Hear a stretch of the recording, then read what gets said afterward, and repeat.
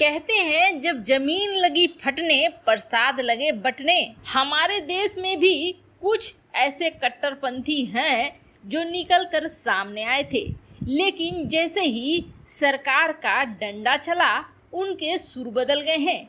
आखिर मुनव्वर राना अब क्या कह रहे हैं? अचानक से उन्हें माँ सरस्वती कैसे याद आ गई?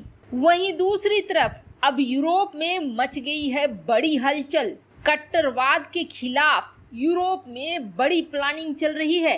आखिर क्या होने वाला है ऐसा? वहीं पड़ोसी देश नेपाल से आई बड़ी खबर। नेपाल की सेना और उसके सेनाध्यक्ष भारत के बारे में बड़ा फैसला ले सकते हैं। वैसे आपको बता दें, ये खबर चीन के लिए बिल्कुल भी अच्छी नहीं है। जिनपिंग के कानों में अगर ये आभास पड़ी होगी तो वो बौखला गया होगा, और बौखलाहट में वह क्या कर रहा है नेपाल में। इसके अलावा बहुत कुछ। आइए जानते हैं इन खबरों को विस्तार से। एक मजबूत शासक की पकड़ अच्छे अच्छों की अकड़ को ढीली कर देती है। पिछली सरकारों में हम भले इस चीज को महसूस न कर सके हो, लेकिन अब की सरकार में यह चीज साफ साफ दिखती है। फ्रांस का भारत ने पुरजोर समर्थन करा था। भारत ने यह कहा था कि इस तरह के कट्टरवाद के खिलाफ फ्रांस की लड़ाई में भारत हमेशा से खड़ा रहेगा, और आज भी खड़ा है। वैसे इस बात में कहीं भी कोई गलती नहीं है। तब हमारे देश के एक शायर मुनव्वर राना ने यह कह दिया था कि फ्रांस में जो हो रहा है वह सही हो रहा है, और भारत में अगर ऐसा कुछ होता तो मैं भी वही करता। जब ऐसे लोग जो पढ़े लिखे जाहिल की तरह बात करते हैं और आग लगाने का काम करते हैं, तो मूर्खों का क्या होगा? यह कहना गलत नहीं है। मुनव्वर राना के बयान खुद ही विरोधाभासी है। एक तरफ मुनव्वर राना यह कह रहा है कि ऐसा अगर यहाँ होता तो मैं भी वही करता, अगर कोई मेरे माँ बाप की कार्टून बनाता तो मैं भी वही करता। वहीं दूसरी तरफ MF हुसैन, जिसने हिंदू देवी देवताओं के चित्र के साथ अपमान किया था, उसको मुनव्वर राना यह कहता है कि वह देश छोड़कर जाने के लिए विवश हुए वो बेचारे। यानी कि उस वक्त ये बेचारे हो जाते हैं। एक ही जगह पर दो तरह की राय मुनव्वर राना रखता है, लेकिन पुराने दिन अब कहाँ हैं, वो तो खत्म हो गए। ऐसे में जैसे ही मुनव्वर राना के खिलाफ एक्शन हुआ, उसकी आवाज और बोलती दोनों बंद हो गई। राना ने अब यह कहा है कि उसके बयान का गलत मतलब निकाला गया है, और एक 50 साल नौकरी किया हुआ, घूस देकर दरोगा बना हुआ शख्स मुझ पर कार्रवाई क्यों करेगा? मैं वो हूँ जो काफी सालों से माँ सरस्वती के चरणों में बैठा हुआ हूँ। यानी कि अब राणा को माँ सरस्वती याद आ रही है। वैसे आपको बता दें, दुनिया में मची उथल पुथल के बीच यूरोप में एक बड़ी प्लानिंग चल रही है, और यूरोप बहुत ही ज्यादा आहत होकर एकजुट हो गया है। जिस तरह से एक हफ्ते से भी कम समय में यूरोपीय धरती पर कई आतंकी हमले हुए, दुनिया चौंक गई है। फ्रांस, जर्मनी, ब्रिटेन और अन्य यूरोपीय संघ के देशों ने अब स्थानीय रूप से ऑस्ट्रिया के साथ एकजुटता व्यक्त करते हुए सीधे सीधे आतंकियों को धमकी दे दी है। फ्रांसीसी राष्ट्रपति एमेनुएल मैक्रोन ऑस्ट्रिया के लोगों के साथ एकजुटता के अपने संदेश में उन्होंने कहा कि यह हमारा यूरोप है, हमारे दुश्मनों को पता होना चाहिए कि वे किससे भिड़ रहे हैं, हम कुछ भी नहीं देंगे। वहीं यूनाइटेड किंगडम के प्रधानमंत्री बोरिस जॉनसन ने इस हमले में दुख व्यक्त किया। उन्होंने कहा कि ऑस्ट्रिया के लोगों के लिए ब्रिटेन की एकजुटता के संदेश को बढ़ाया है, और हम आतंक के खिलाफ एकजुट हैं।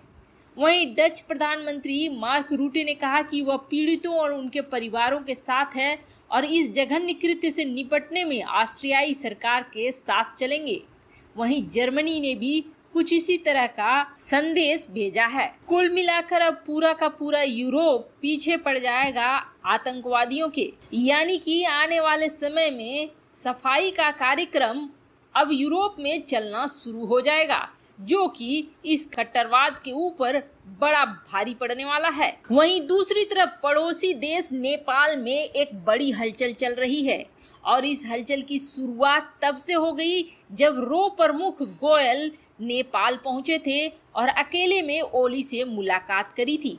वैसे तो कहा जाता है कि उन्होंने और भी कई नेताओं से मुलाकात करी थी। इस मुलाकात में क्या हुआ था इसका कोई भी उल्लेख नहीं आया है, लेकिन अब जो चीज निकल कर आ रही है वो जरूर चौंकाने वाली है, खासकर चीन को तो और भी ज्यादा। भारत और नेपाल के बीच पिछले कुछ समय से जारी तल्खी के बीच भारतीय सेना प्रमुख जनरल मनोज मुकुंद नरवणे इस हफ्ते नेपाल जाने वाले हैं। नरवणे को इस यात्रा के दौरान जनरल रैंक की मानद रैंक से सम्मानित किया जाएगा। आपको बता दें, दोनों देश में ये प्रथा रही है कि इस देश का जनरल वहाँ का मानद रैंक पाता है और वहाँ का जनरल यहाँ का मानद रैंक पाता है। सेना प्रमुख 5 नवंबर को नेपाल के प्रधानमंत्री केपी शर्मा ओली से मुलाकात करेंगे। ऐसे में उम्मीद यह जताई जा रही है कि भारत और नेपाल की सेनाओं के बीच जो गर्माहट पैदा हुई है वह कम हो जाए। लेकिन कुछ ऐसे नेता हैं जो अभी भी तीखी बयानबाजी कर रहे हैं, लेकिन अब ये सब कुछ चलने वाला नहीं है। नेपाल के सूत्रों के मुताबिक नेपाल की नरमी के पीछे नेपाली सेना और खास तौर पर सेनाध्यक्ष जनरल पूर्णचंद थापा की कोशिशों का बड़ा हाथ है। कहा यह जा रहा है कि नेपाल की सेना नहीं चाहती है कि भारत के साथ रिश्ते खराब करने की कीमत पर चीन से नजदीकी बढ़ाई जाए। ऐसा कहा जा रहा है कि सेना प्रमुख के बाद विदेश मंत्री या विदेश सचिव का भी दौरा हो सकता है। 2016 में भारत आ चुके और बातचीत की पहल करने वाले सेनाध्यक्ष जनरल पूर्णचंद थापा मानते हैं कि यह साफ संदेश देने का मौका है कि भारत और चीन के बीच नेपाल तटस्थ है, वह किसी का पक्ष नहीं लेगा।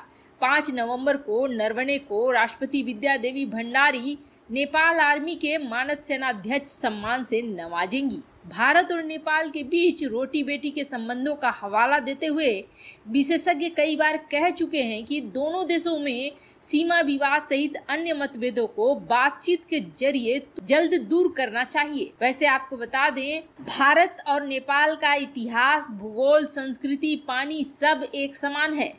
ऐसे में दोनों देशों की सेनाओं के बीच भी एक ही भावना में है। नेपाल में 1,28,000 ऐसे सैन्य पेंशनधारी हैं जो भारत की गोरखा आर्मी का हिस्सा रह चुके हैं। ऐसे में जाहिर सी बात है नेपाली सेना भारत के साथ आएगी ही। भावनात्मक रूप से भी उन्हें राजनीति से कोई मतलब नहीं है। वैसे कहा जाता है कि पहले भी पूर्णचंद थापा ने ओली को यह साफ साफ कह दिया था कि राजनीतिक मसले राजनीति से दूर होने चाहिए, न कि सेना का सहारा लेना चाहिए। वहीं अब चीन की आक्रामकता को देखते हुए शायद नेपाल के सेनाध्यक्ष अब यह चाह रहे हैं कि भारत के साथ नेपाल की दोस्ती ज्यादा गहरी हो, वरना नेपाल का हश्र भी बुरा हो जाएगा। यही वजह है कि भारत और नेपाल के बीच अब नरमी आ रही है। वैसे आपको क्या लगता है, क्या भारत नेपाल वापस अपने संबंधों को सुधार पाएंगे? कमेंट कर अपनी राय जरूर बताएं। जल्द मिलते हैं अगले वीडियो में नई खबर के साथ।